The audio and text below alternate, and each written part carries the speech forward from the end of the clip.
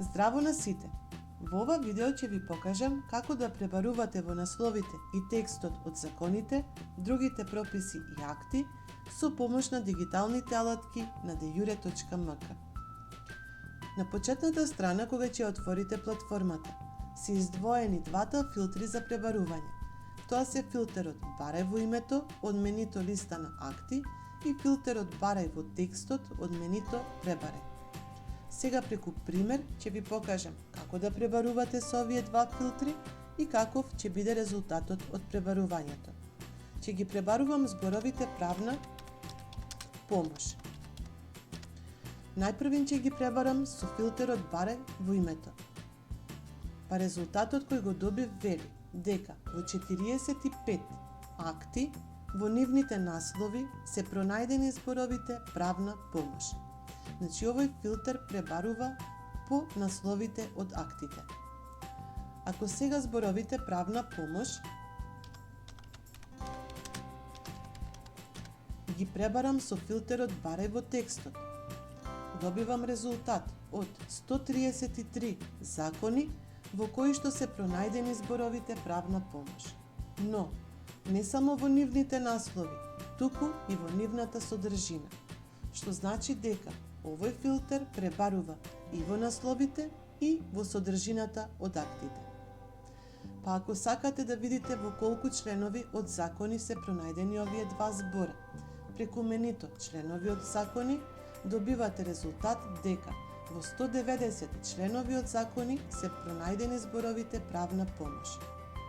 Во овој прозорец тука се излистани сите закони во кои што се пронајдени зборовите правна помош, како и во колку членови од тој закон се пронајдени.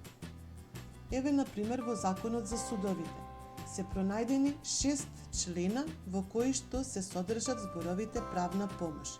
Ако сакате да ги видите тие 6 члена, со еден клик на законот, ќе ви се излистаат само тие 6 члена.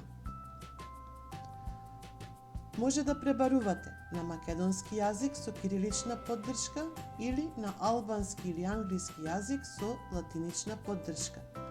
Актите може да ги прегледувате во две колони или пак во една колона.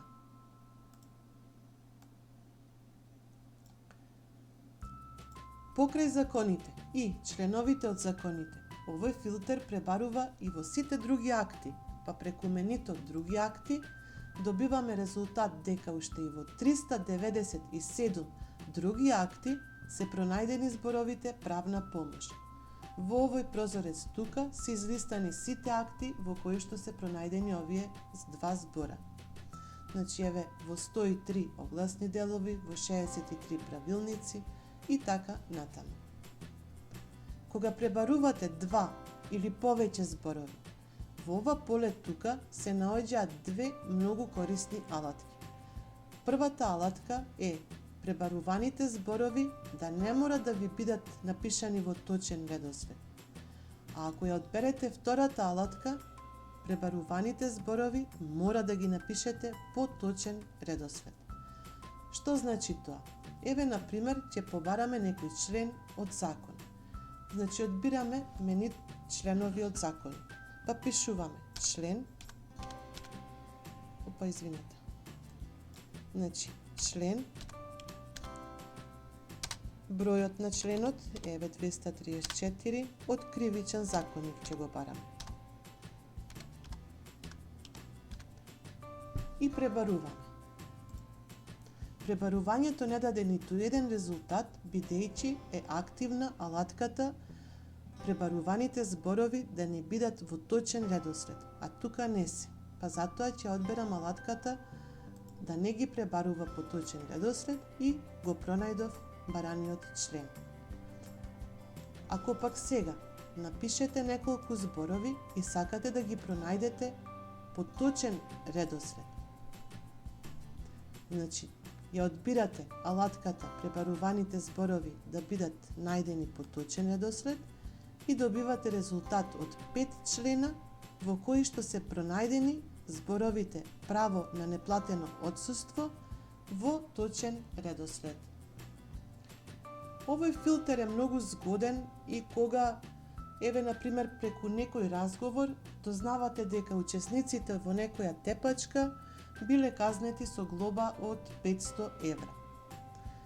Па сакате да видите според кој член се казнети.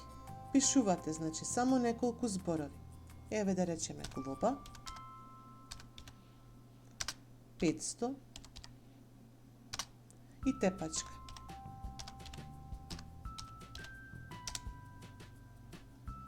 Значи, пребаруваните зборови не се во редослед и добиваме еден член.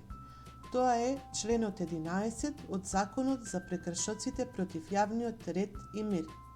Тој ги содржи, значи, член овие 3 зборови.